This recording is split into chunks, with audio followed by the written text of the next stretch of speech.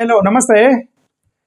130 amendment రాజ్యాంగ సవరణ ద్వారా ముఖ్యమంత్రుల్ని, మినిస్టర్ని, ప్రధానమంత్రులను కూడా ఆటోమేటిక్గా 30 రోజులు కనుక జైల్లో ఉంటే ఇక ఆ పోస్ట్ నుంచి ఆటోమేటిక్గా తప్పించబడును అనేటువంటి ఒక చట్టం కోసం అని చెప్పి బిల్లు పెట్టడానికి ప్రయత్నం చేశారు ఈరోజు అమిత్ షా గారి యొక్క ఆధ్వర్యంలో. అది ఇప్పుడు కంట్రవర్సీ అయింది. నాకు తెలిసిన వరకు ఇవి ఇద్దరిని టార్గెట్ చేసినట్టుగా అనిపిస్తుంది. అంటే ఈ రెండు కేసులను దృష్టిలో పెట్టుకున్నారు. ఒకటి అరవింద్ కేజ్రీవాల్, రెండోది సెంథిల్ బాలాజీ, తమిళనాడుకు సంబంధించినటువంటి మినిస్టర్ ఎవరైతే ఉన్నప్పుడు అరవింద్ కేజ్రీవాల్ సంగతి మనకు తెలుసు. అరవింద్ కేజ్రీవాల్ ఎవరైతే ఉన్నారో అతను 6 నెలలు జైల్లో ఉన్నాడు. జైల్లో ఉండి నేను గవర్నమెంట్ నడుపుతా అన్నాడు. జైల్లో ఉండి గవర్నమెంట్ నడిపాడు. జైలు నుంచి బయటకు వచ్చినాక రిజైన్ చేసి అతీషకి ఇచ్చారు. Okay, otherwise as long as he was in jail he was running the Delhi government as the chief minister from the jail. That's what he said. ఆయన రిజైన్ చేసేవాడు. ఆయన ఏమన్నాడు, నువ్వు నన్ను అక్రమంగా అరెస్ట్ చేస్తున్నావు, నేను జైలు నుంచి రన్ చేస్తానని పట్టుదలతో అతను జైల్లో ఉండి 6 నెలలు జైల్లో ఉండి బయటకు వచ్చిన తర్వాత రిజైన్ చేశాడు. సో మేబీ ఇది వన్ రీజన్ అయ్యి ఉండొచ్చు that these people are keeping such feel. And the other reason ఏంటంటే సెంథిల్ బాలాజీ ఆమె తమిళనాడులో మనీ లాండరింగ్ కేసులో అరెస్ట్ ఒక మినిస్టరు. డిఎంకే స్టాలిన్ గవర్నమెంట్ అతను పోర్ట్ఫోలియో ఇవ్వనప్పటికీ కూడా మినిస్టర్గా క్యాబినెట్ హోదాలో కంటిన్యూ చేసింది అతను జైల్లో ఉన్నప్పుడు. ఇప్పుడు అది కూడా కాంట్రవర్సీ అయింది. సో ఇవి మేబీ ఇట్లాంటి కేసులను దృష్టిలో పెట్టుకుని వెళ్ళిపోతుంది. మనం అనేది ఏంటంటే చట్టాన్ని, ఏ చట్టం అయినా సరే చట్టాన్ని మంచిగా ఉపయోగిస్తే అది ఉపయోగపడుతుంది. దానికి మిస్యూజ్ చేశారంటే అంతకన్నా ప్రమాదకరమైన ఉండదు. మన ఇంట్లో జాగ్రత్త కోసమని కత్తులు, వెపన్స్ పెట్టుకుంటాం, జాగ్రత్త కోసమే. బట్ దానికి మిస్యూజ్ చేస్తే మన ఇంట్లో కుటుంబ సభ్యులు కూడా లేచిపోతారు. ఓకే, అంతే కదా. కోపం వచ్చినప్పుడు ఆ కత్తి వాడతావు. మరి రీసెంట్గా ఏమైంది, ఒక లైసెన్స్డ్ గన్ తోటి ఫాదరు ఒక కూతురిని, టెన్నిస్ ప్లేయర్ని చంపేశాడు కదా, కాల్చాడు కదా రీసెంట్గా. ఏమంటారు, ఎక్కడో జరిగింది అది, మధ్యప్రదేశ్లోనో ఉత్తరప్రదేశ్లోనో, కరెక్ట్ గుర్తులేదు. ఓకే, సో ఎనివే ఏమన్నా అంటే మీ దగ్గర ఒక వెపన్ ఉన్నప్పుడు దాన్ని కరెక్ట్గా వాడకుండా మిస్యూజ్ చేస్తే ప్రమాదం అంటారు. అలాగే ఇప్పుడు ఇలాంటి చట్టాలకి మిస్యూజ్ చేస్తే చాలా ప్రమాదం. ఇప్పుడు అపోజిషన్ వాళ్ళు చేస్తుంది ఏంటి అని అంటే వాళ్ళకు కూడా ఎలిగేషన్స్ ఉంటాయి. అపోజిషన్ వాళ్ళు ఏమంటారంటే గవర్నమెంట్ని డీస్టెబిలైజ్ చేయడానికి మీరు వాడతారు దాన్ని, ఇప్పటికే సెంట్రల్ ఏజెన్సీని వాడుతున్నారని చెప్పేసి పెద్ద ఎలిగేషన్ ఉంది. మీకు నచ్చినటువంటి వాళ్ళు, బీజేపీ లేనటువంటి, బీజేపీ ఏతర పాలిత ప్రాంతాలు అంటే నాన్ బీజేపీ చీఫ్ మినిస్టర్స్ ఉన్నటువంటి రాష్ట్రాలు, తమిళనాడు కానీ, కేరళ కానీ, కర్ణాటక కానీ, మొత్తం కూడా సౌత్ ఇండియాలోనే, తెలంగాణ కానీ, ఇవన్నీ కూడా సౌత్ ఇండియాలో బీజేపీ లేనటువంటి పార్టీలు ఇవన్నీ. ఈ యొక్క పార్టీలు ఎక్కడైతే ఉన్నాయో అక్కడ వాళ్ళు గవర్నమెంట్ని డీస్టెబిలైజ్ చేస్తారు. అంటే 30 రోజులు ఏదో ఒక కేసు మీద, ఏదో ఒక చిన్న కేసు పడేసి సెంట్రల్ ఏజెన్సీస్ని వాడి, ఈడీని, సిబిఐని, ఈ రెండు ఇన్కమ్ ట్యాక్స్ డిపార్ట్మెంట్ కానీ, లేదంటే ఏదైనా ఒక సెంట్రల్ ఫోర్స్ ఏజెన్సీని కనుక వాడి, ఎన్ఐఏ కానీ ఏదో ఒకటి సెంట్రల్ ఏజెన్సీ వాడి టక్కన వాళ్ళ కేసు వేసి రిమాండ్ పేరుతోటి 14 రోజులు తీసుకొని, తర్వాత ఈడీ ఇన్వెస్టిగేషన్ పేరు అని ఇంకొక 14 రోజులు, తర్వాత సిబిఐ ఇన్వెస్టిగేషన్ అని ఇంకొక 14 రోజులు, ఏదో ఒక నానా తిప్పలు పడి 30 రోజులు దాటిచ్చారంటే పోస్ట్ పోతుంది. ఒకసారి పోస్ట్ పోయింది అంటే ఒక నాయకుడు జైల్లోకి వెళ్ళిన తర్వాత ఇక బయట వాళ్ళు గింగిరాలు తిరుగుతారనమాట. సో ప్రాబ్లం అయిపోయింది.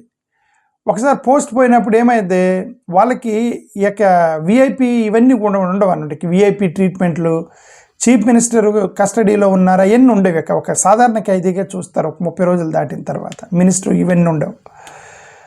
సో దీనికోసమని మిస్యూజ్ చేస్తారేమో అన్నటువంటి భయం ఆబ్వియస్లీ అపోజిషన్ వాళ్ళకు ఉంటుంది. ఒకవేళ ఇదే బిల్లు కనుక గతంలో అరవింద్ కేజ్రీవాల్ టైంలో కనుక ఉన్నట్టయితే, అరవింద్ కేజ్రీవాల్ నేను ఢిల్లీ నుంచే గవర్నమెంట్ని రన్ చేస్తానని ఢిల్లీ నుంచి గవర్నమెంట్ రన్ చేశాడు అరవింద్ కేజ్రీవాల్ 6 నెలలు. ఒకవేళ ఈ బిల్లు అప్పుడు ఉంటే 6 నెలలు కాదు, 30వ రోజు అతను చీఫ్ మినిస్టర్ పోస్ట్ పోయిండేది. ఇంకా అతనికి వచ్చినటువంటి ఈ యొక్క ట్రీట్మెంట్ అంతా ఉండేది కాదు. ముఖ్యమంత్రి స్థానంలో ఉన్న ట్రీట్మెంట్ మొత్తం పోయిండేది. సాధారణ ఖైదీగా చూసి ఉండేవాళ్ళు. సో ఇవన్నీ అనుమానాలు ఉన్నాయన్నమాట. వీళ్ళు దీన్ని ఎలా వాడబోతున్నారు దీన్ని అని. రీసెంట్గా సుప్రీంకోర్టు కూడా చెప్పింది, మీరు ఈడీని వాటిని సెంట్రల్ ఏజెన్సీస్ని మీరు వాడుతున్నారని. కాబట్టి ఇప్పుడు అపోజిషన్ నుంచి డెఫినెట్గా ఒక స్టిఫ్ రెసిస్టెన్స్ అయితే వచ్చింది, ఇది మమ్మల్ని టార్గెట్ చేయడానికి ఇట్లాంటి బిల్లుని తీసుకొస్తున్నారని. సుప్రీంకోర్టు కూడా సెంట్రల్ ఏజెన్సీస్ని వాడుతున్నారని ఈ మధ్య విమర్శించింది కేంద్ర ప్రభుత్వాన్ని. ఈ దృష్టిలో పెట్టుకొని అపోజిషన్ వాళ్ళు డెఫినెట్గా దీన్ని అపోజ్ చేస్తారు. గతంలో ఉన్నటువంటి చట్టాల ప్రకారం ఏంటంటే కన్విక్ట్ అయితేనే, అంటే దోషిగా నిర్ధారణ అయితేనే అతన్ని మీరు పోస్ట్ పోతుంది. ఇప్పుడు అరెస్ట్ చేస్తేనే 30 రోజులు దాటి జైల్లో ఉంటేనే నీ పోస్ట్ పోతుంది.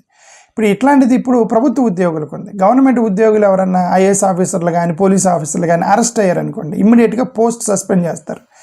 సస్పెండ్ చేసి మళ్ళీ రిలీజ్ అయిన తర్వాత అతను నిర్దోషం తేలితే మళ్ళీ అతను ఉద్యోగం ఇస్తారు. బట్ ది ప్రోటోకాల్ ప్రకారం ప్రభుత్వ ఉద్యోగిని అరెస్ట్ చేయగానే పోస్ట్ పోతుంది. ఇప్పుడు అది తీసుకొచ్చి పొలిటీషియన్స్కి పెడుతున్నారనమాట, పొలిటీషియన్ పెడుతున్నారు. సో అది సంగతి. ఇప్పుడు మళ్ళీ నెక్స్ట్ ఎలక్షన్ రాబోయేసరికి మరి వీటన్నిటిని వాడి ఎక్కడెక్కడైతే బలమైనటువంటి ముఖ్యమంత్రులు ఉన్నారు, ఎక్కడ భయమైన నాయకులు ఉన్నారు, వాళ్ళందరినీ కనుక జైల్లో పెట్టేసి వాళ్ళని డిస్క్వాలిఫై చేస్తాయి. ఎలక్షన్ టయానికి అందరిని డిస్క్వాలిఫై చేస్తే, ఎలక్షన్ టయానికి జైల్లో ఉంటే వాళ్ళు కంటెస్ట్ కూడా చేయలేరు ఇప్పుడు. సో ఇవన్నీ కూడా ప్రాబ్లమ్స్ ఉన్నాయి. సో చాలా ఎన్ని అనుమానాలు ఉన్నాయి. మనకు తెలిసి మనీ లాండరింగ్ యాక్ట్ పేరు మీద ఇప్పటికీ చాలామందిని అరెస్ట్ చేశారు. ఆ రేషియో చూస్తే ఎవరిని అరెస్ట్ చేశారు, రేషియో చూస్తే 90% ఆఫ్ పిఎంఎల్ఏ మీద అరెస్ట్ అయిన వాళ్ళల్లో 90% వరకు మొత్తం అపోజిషన్ లీడర్కి సంబంధించిన పార్టీ వాళ్ళు ఉన్నారు.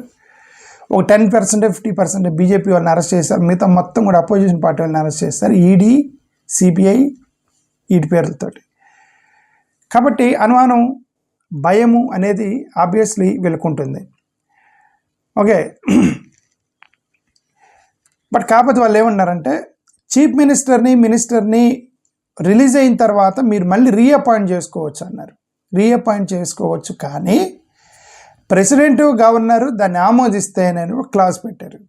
ప్రెసిడెంట్ గవర్నర్ ఆమోదిస్తే, ఇప్పుడు ప్రెసిడెంట్గా అంటే అర్థమైంది, ఒక ముఖ్యమంత్రిని అరెస్ట్ చేసేసి 30 రోజులు దాటిచ్చిన తర్వాత పోస్ట్ పోయింది, అతను రిలీజ్ అవుతాడు. ఏదో నానా కష్టాలు కూడా 5 నెలల తర్వాత 6 నెలల తర్వాత రిలీజ్ అయితే, ఇప్పుడు అతను బయటకు వచ్చిన తర్వాత కార్యకర్తలు మొత్తం మీరే మా నాయకుడు, నువ్వే ముఖ్యమంత్రి అవ్వాలని అన్నా, ఇప్పుడు ఆయన అపాయింట్మెంట్ చేయాలంటే గవర్నరు ప్రెసిడెంట్ వీళ్ళిద్దరి అంగీకారంతో అపాయింట్మెంట్ అవ్వాలి. ఇప్పటికే నిన్నే రేవంత్ రెడ్డి గారు ఒక మాట అన్నారు, నేను రిజర్వేషన్కి సంబంధించి 5 బిల్లులు పంపించాను ఇప్పటికీ గవర్నర్కి, గవర్నర్ రాష్ట్రపతికి పంపించాడు, 5 నెలల నుంచి పెండింగ్ పెట్టారు అన్నాడు నిన్ననే రేవంత్ రెడ్డి. అంటే అర్థం, గవర్నరు బీజేపీ లేనటువంటి ప్రభుత్వాలు ఎక్కడెక్కడ రన్ అవుతున్నాయి, అపోజిషన్ పార్టీకి సంబంధించిన ప్రభుత్వాలు రన్ అవుతున్నాయి, అక్కడ గవర్నరు ప్రెసిడెంట్ బిల్లును ఆమోదించట్లే. మరి ఇప్పుడు ఈ ప్రెసిడెంట్ ఈ నామినేషన్ ఆఫ్ ముఖ్యమంత్రి, నామినేషన్ ఆఫ్ ఇవి కూడా గవర్నరు ప్రెసిడెంట్ పెండింగ్లో పెడితే అనే అనుమానం వచ్చింది కదా. సో ఇవన్నీ కూడా ప్రాబ్లము. ఈ బిల్లు కనుక పాస్ అయిందంటే డెఫినెట్గా ఎక్కడెక్కడైతే బీజేపీ లేనటువంటి రాష్ట్రాలు, అపోజిషన్ పార్టీలకు సంబంధించిన రాష్ట్రాలు ప్రభుత్వాలు రన్ అవుతున్నాయో, సెంట్రల్ ఏజెన్సీస్ను ఉపయోగించి ముఖ్యమంత్రి నుంచి కింద మంత్రి వరకు మొత్తాన్ని ఇబ్బంది పెడతారు అనేటువంటి భయం అపోజిషన్లో ఉంది 100%. మోరోవర్ సుప్రీంకోర్టు కూడా రీసెంట్గా చెప్పింది, ఆర్ క్రాసింగ్ ఆల్ లిమిట్స్ అని ఈడీకి చెప్పింది. క్రాసింగ్ ఆల్ లిమిట్స్ అనే పదం వాడింది ఈడీని.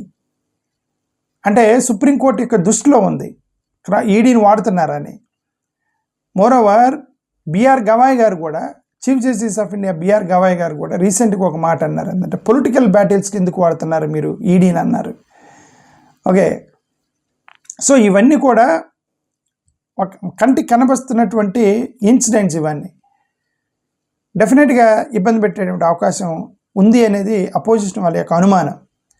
ప్రస్తుతానికి అయితే అలాంటి చట్టం లేదు కాబట్టి, కన్విక్ట్ అయితేనే తీసేయాలన్నారు కాబట్టి, అఫ్కోర్స్ దాని మీద కొంతమంది క్రిమినల్స్ తప్పించుకోవచ్చు, కొంతమంది క్రిమినల్స్ రన్ అవ్వచ్చు ప్రభుత్వంలో.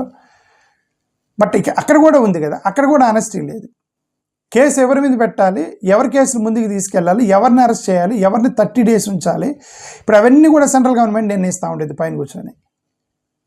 వాళ్ళకు అనుకూలంగా ఉన్న వాళ్ళని 29వ రోజు రిలీజ్ చేయటం, లేదంటే వాళ్ళకి అనుకూలంగా లేదు అపోజిషన్ వాడైతే 31వ రోజు తీసుకెళ్ళిపోయి పోస్ట్ను బూస్టింగ్ చేయించడం, ఇవన్నీ చేస్తే ఇవన్నీ కూడా సమస్యలు అయిపోతాయి. గతంలో ఇట్లాంటి కుదరదు. గతంలో ఇట్లా అరెస్ట్ చేయాలంటే గవర్నర్ పర్మిషన్ తీసుకోవాలి, కొన్ని సవరణలు చేసి ఇవన్నీ చేయాల్సి వచ్చింది. అందుకని డైరెక్ట్గా వీళ్ళు బిల్లు పెట్టేస్తున్నారు, రాజ్యాంగ సవరణ బిల్లు పెట్టేసి. ఈ రాజ్యాంగ సవరణ బిల్లు ద్వారా అమిత్ షా గారు ట్రై చేసింది ఏంటంటే 31వ రోజు కనుక జైల్లో ఉంటే ఆటోమేటిక్గా అతను వెళ్ళిపోతాడని. ఇప్పుడు అపోజిషన్ వాళ్ళు ఏమంటారంటే రాహుల్ గాంధీ వెళ్ళి ఓటు ఆధార్ యాత్ర ద్వారా ఓటు చోరీ జరిగిందని చెప్పి అతను గట్టిగా మాట్లాడుతున్నాడు కాబట్టి దాన్ని డైవర్ట్ చేయడానికి ఇప్పుడు దీన్ని తెర మీదకి తీసుకొచ్చారు.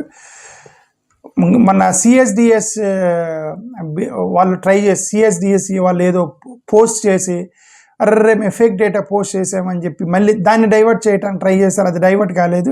ఇప్పుడు దీన్ని కొత్తగా తీసుకొచ్చారు డైవర్ట్ చేయడానికి అనేటువంటి ఆ యొక్క ఎలిగేషన్ అయితే అపోజిషన్ చేస్తున్నారు. ఇప్పుడు ఏదేమైనా ఇప్పుడు ఒక ముఖ్యమంత్రినైనా మినిస్టర్నైనా ఒక ప్రతినిధిని అరెస్ట్ చేయడానికి కేవలం గైడ్లైన్స్ పాటించకుండా అపోజిషన్ వాళ్ళు అయితే చాలు టక్కన వచ్చేసి ఈడీ అరెస్ట్ పేరుతోటి, సిబిఐ అరెస్ట్ పేరుతో టక్కన అరెస్ట్ చేసేసి